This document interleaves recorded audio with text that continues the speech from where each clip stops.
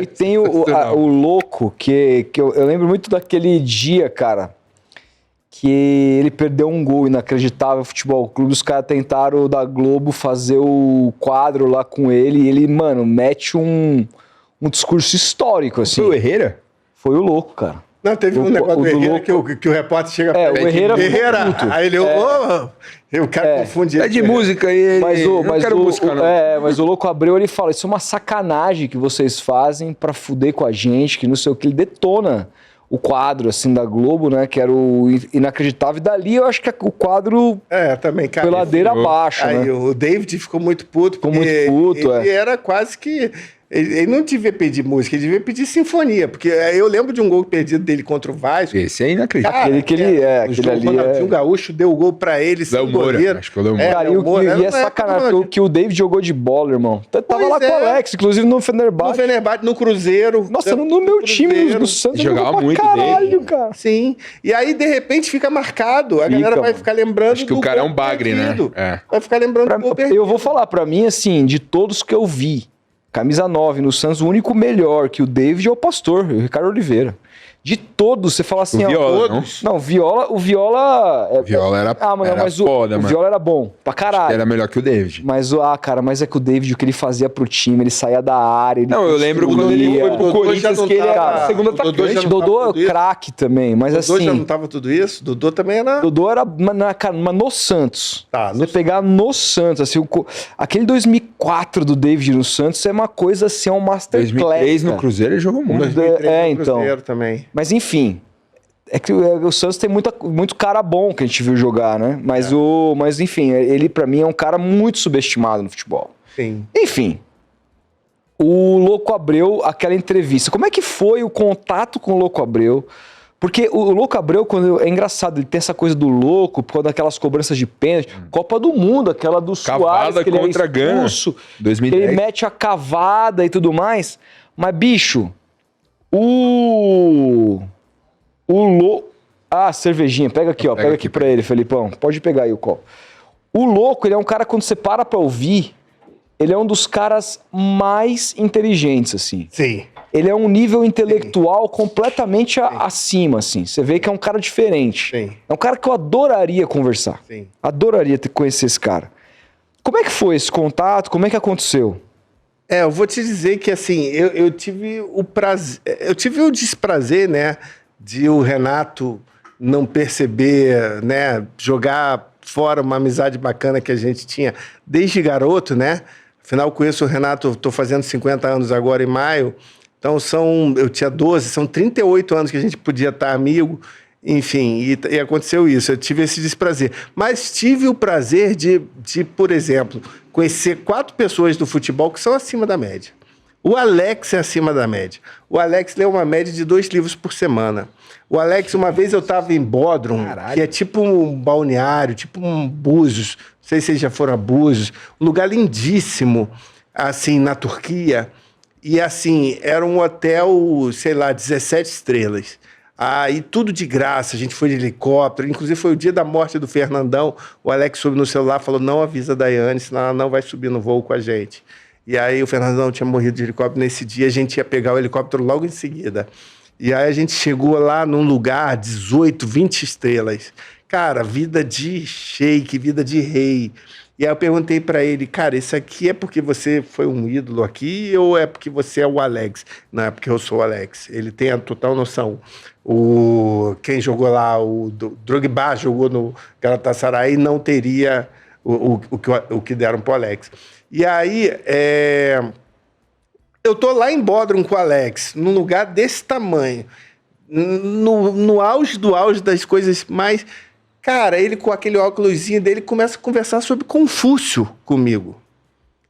E aí eu me senti assim, eu que me formei, fiz psicologia, fiz jornalismo, escrevi vários livros, sou historiador, adoro história, não sei o quê. E ele estava falando sobre filosofia grega comigo, cara. Sobre Confúcio, sobre várias coisas. E aí cara, esse cara é jogador de futebol, cara. Então, assim, um privilégio falar com um cara como o Alex, um privilégio falar com um cara como o Louco Abreu. Louco Abreu, outro nível de pessoa, sabe? Hoje ele é modelo, inclusive, assim, tipo da Armani, lá no Uruguai. Quem segue o perfil dele vê. Enfim, era um jogador de poucas e boas. Hoje eu tô fazendo sobre o Petkovic. O Petkovic, cara, é demais. É acima do louco nessa questão. Porque o cara viveu guerras, viveu políticas, não sei o quê. E, cara, então, por exemplo, chegou um cara lá... E aí, Pet, posso te fazer 3 perguntas? Claro, quais são as outras 2? Entendeu? É assim a parada. Então tu tem que ser muito, porque é tapa na cara o tempo inteiro que ele me dá. Entendeu? Se você faz uma pergunta errada. Entendeu? Ele falando sobre socialismo, assim. Como é que era em falar? Na Sérvia era socialista, as crianças tinham que comer. Ele falou isso na Ana Maria Braga, tiraram na Globo, tiraram do ar. Tiraram do ar, cara. Tiraram do ar, o cara falando. Aí, cara, a gente vivia no socialismo, todo mundo tinha direito à alimentação, escola, esportes em todas as escolas. Cara, tiraram do ar. Saúde pública. Então, assim, o Petkovic é outro, e assim, e o Zico. O Zico, como pessoa, esse é o como concurso, cidadão, né? Qualquer coisa ele fala. Ele foi ministro dos esportes do Collor.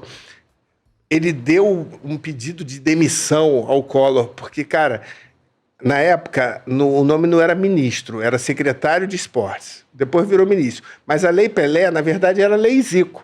Só que o Collor engavetou. Então as leis de todo mundo saíam e a dele...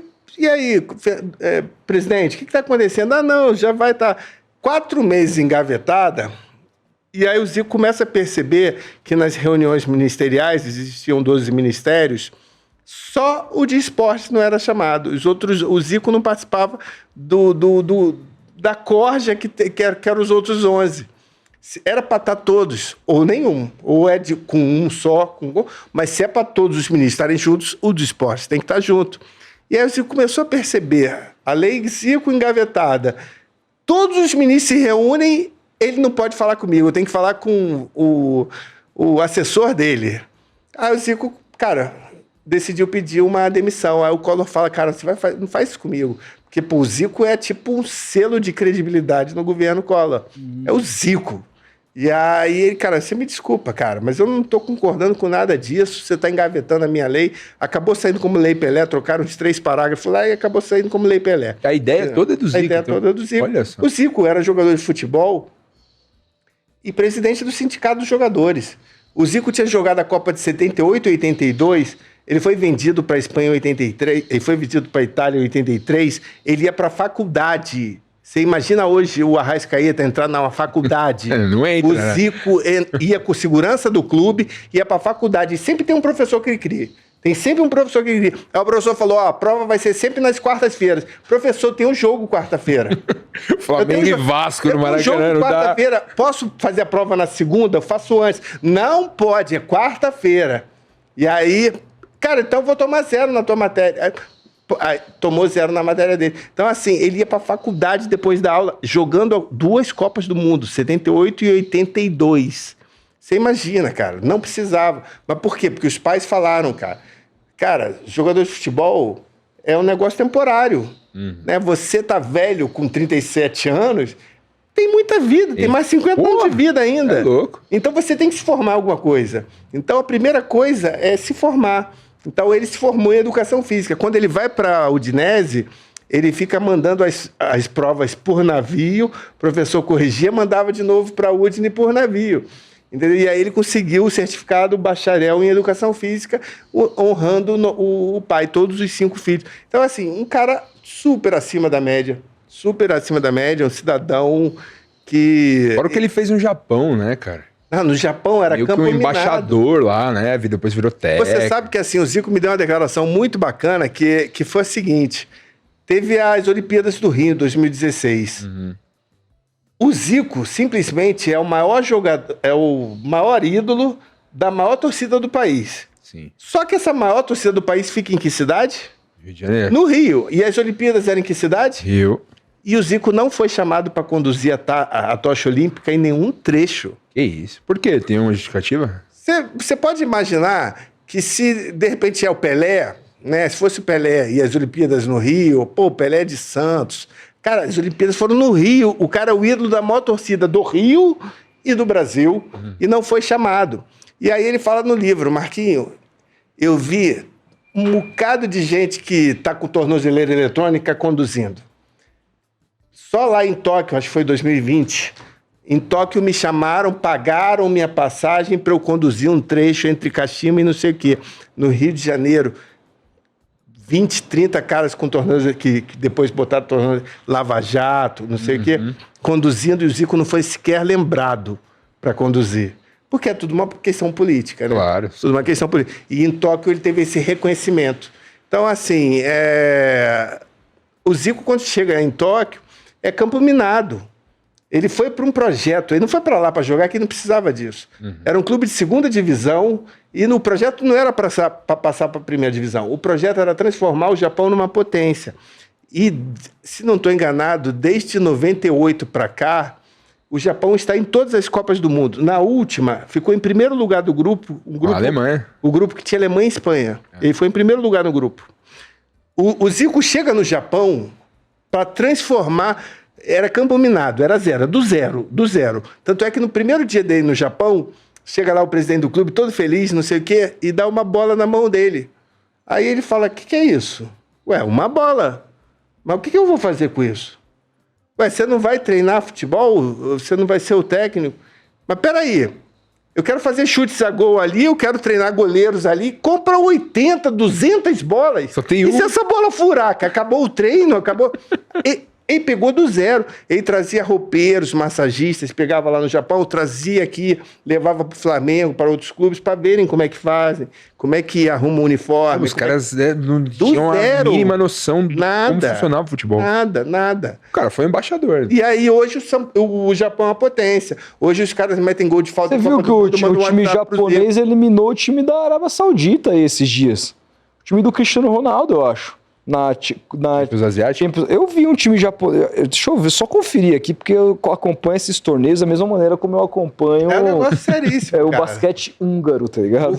O Zico foi por esse projeto. Aqui, mas só fechando aquela parte do Collor, quando o Zico percebe que estão limando ele ali, quer dizer, que está tendo uma politicagem suja ali na parada, ele entrega uma carta de demissão. Aí o Collor fala assim, por favor, cara, para não ficar ruim aqui, para não queimar minha fita. O Kawasaki aqui eliminou o time do Cristiano Ronaldo, mas na final perdeu pro Al-Ahly do Egito. Não, da Arábia Saudita, o time do Firmino. Isso. Desculpa cortar. Não, mas não, era isso que eu tava falando, da questão do Japão. Que era? Do Japão. Do Collor. Do Collor. Então, aí o Zico percebe que está tendo um negócio que vai culminar no impeachment, no primeiro presidente impeachmentado na história do Brasil, por sinal, o primeiro da era eleito, democrática, né? Da era democrática. E aí o Zico tira o corpo fora, percebe que está tendo jogo sujo, entrega uma carta de demissão. O Collor fala, cara, você me dá 2 semaninhas aí? Aí ele falou, beleza, mas eu não vou a Brasília. Mas eu te dou 2 semanas para você achar alguém para botar no meu lugar. E aí, tá tendo livro, eu acho que eu termino o capítulo assim. E aí o Collor chama o Bernard Hasman. Bernard é aquele cara do vôlei que dava o Jornada nas Estrelas. E o Bernard é da política. E o Bernard é amigo pessoal do Zico. Eles eram da mesma geração, só que um era do futebol, outro era do vôlei. Mas eram da mesma geração.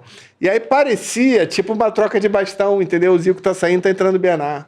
O Collor fez uma coisa politicamente, tipo, o Zico vai agora pro Japão, vai não sei o quê, e o Bernard tá assumindo. E não foi nada disso. O Bernard é político, gosta daquelas coisas, e o Zico não gostou nada do que viu, tava puto e quis sair.